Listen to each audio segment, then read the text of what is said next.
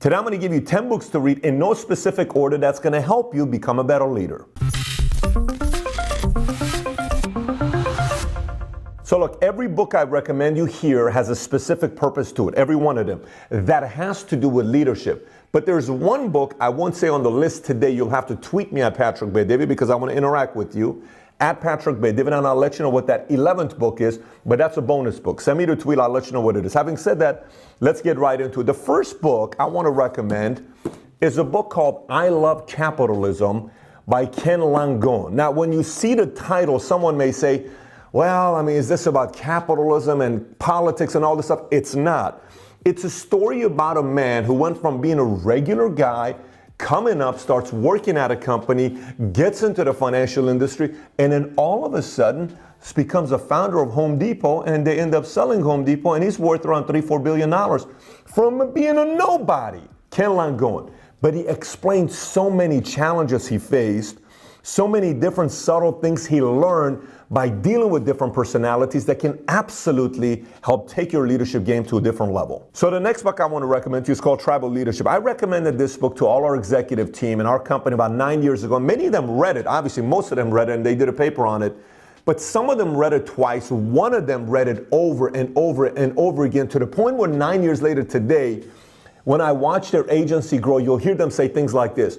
That guy's a level 5 leadership. In our organization, we talk about level 1 leadership is this, level 2 is this, level 3 is this, level 4 is this, level 5 is this. This person's becoming a level 5. That person's becoming a level 5. Their entire executive team is preaching tribal leadership. And they've created a tribe that went from doing $0 a month to last month doing over $1.2 million in a single month, as we're talking about, in the financial industry, life insurance industry. They made this book their Bible to create a culture where everybody wants to keep advancing to the next level, and it's helped them work together. So I recommend this book because I think it's going to help you with your language on creating a better culture amongst your organization. So this next topic is a boring topic. No one likes the word accountability, but I'm going to tell you something here. The biggest difference on what happened in my business is I made a transition back in the days. I was so concerned about everybody liking Patrick Lencioni. This is 03, 04. So concerned. I wanted everybody to like me. What if this person doesn't like working with me? I want this person to be my friend. And then I realized they're not just here because they're looking for a friend. They're working with me because they're expecting me to lead them. The moment I understood the concept of accountability, it made everything better. Matter of fact, let me explain it to you this way. How many times have you had conflicts with somebody on your team and all of a sudden they don't want to deal with it because they're like, oh my gosh, I don't know how to call them out. And I told them they're not working hard enough, or I told them they're not doing enough. What do you mean I'm not doing enough? I'm working my tail off. But because there was no specific way to measure them, you offended them. This teaches you to have a specific formula on how to measure them so they can't be upset because the performance they put up is tied to a number, not a guessing game of, I think you should be working hard. No. This will help you with that. So Leadership 2019, you got to be able to learn how to hold people accountable. That's why this book, Crucial Accountability, can help you with your team. So this next book I'm recommending is called The Leadership Secrets of Billy Graham. If you do not know who Billy Graham is, Billy Graham was a pastor who baptized over 210 million people worldwide.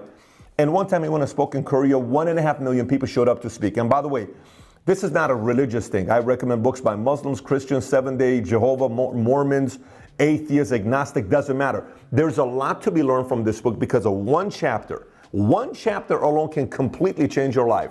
I think it's chapter 12 when he talks about how to deal with trauma and betrayal.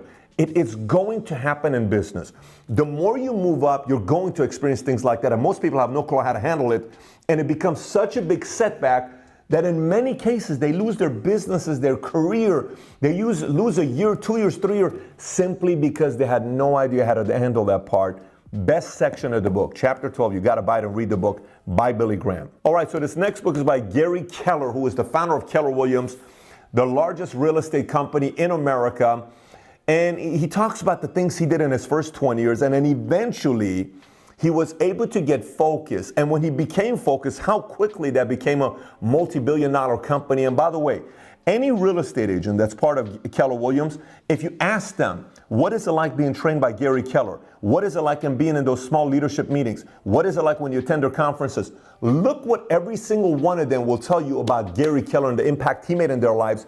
This book, the one thing, anybody and everybody who wants to be a leader has to read this book. All right, so this next book is by John Maxwell. John Maxwell is probably known as the author that writes on the topic of leadership more than any other author. He's got so many great books on the topic of leadership, but this one's called 15 Invaluable Laws of Growth. And in this book, the reason why I'm recommending this book is because he explains specifically systems on how he got organized as a leader. And he teaches it in a way that you can immediately apply to your day-to-day life. So if you're not the most organized person and you want to figure out how to get more organized, this is the book for you, 15 Invaluable Laws of Growth. All right, so Malcolm Gladwell, a lot of great books, great author. People know him, many admire him. This book was my favorite book of his, called David and Goliath, not David versus Goliath. And he talks about underdogs, misfits, and the art of battling giants. Why am I sharing this one with you?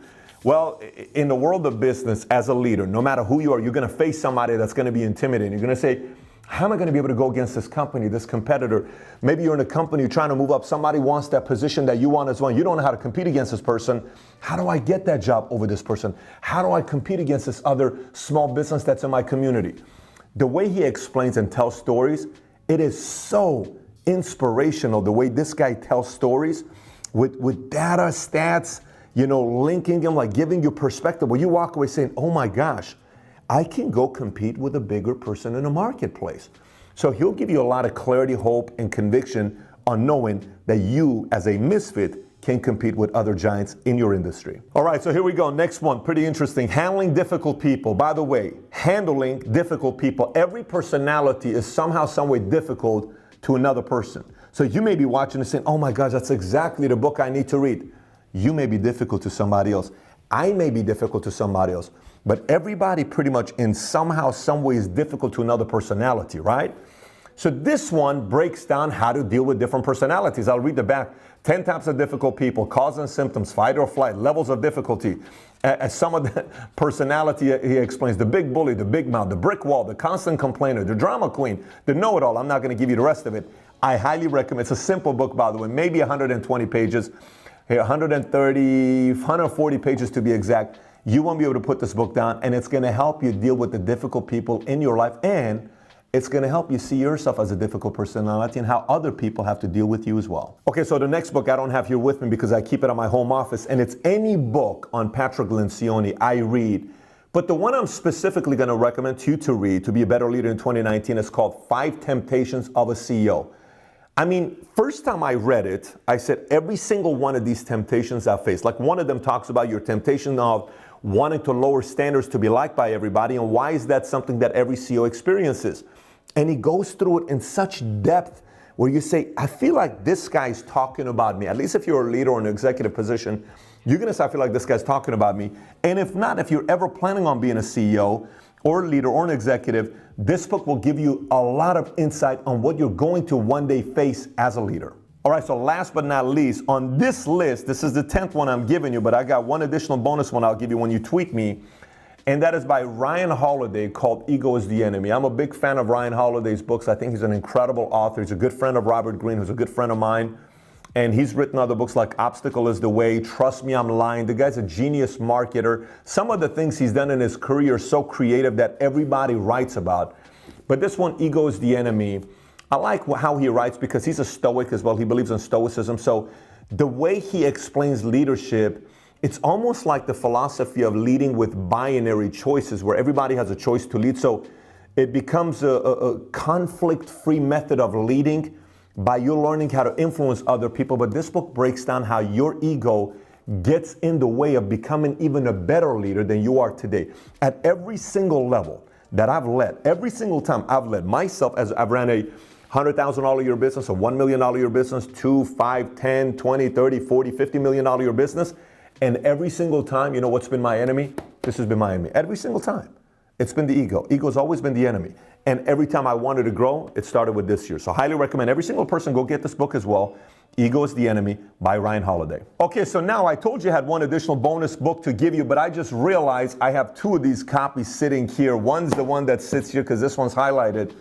This one is brand spanking new. A gift was given to me. Nowadays, every time somebody gives me a gift as a book, I probably have it. So I'm going to give this to the first person that tweets me at Patrick David Mario. Add this to the list of things for Noel to do. Send me a tweet at Patrick David. I'll give you the bonus book recommendation, which is the book of the month for all my employees and executives here at the home office. Send me a tweet.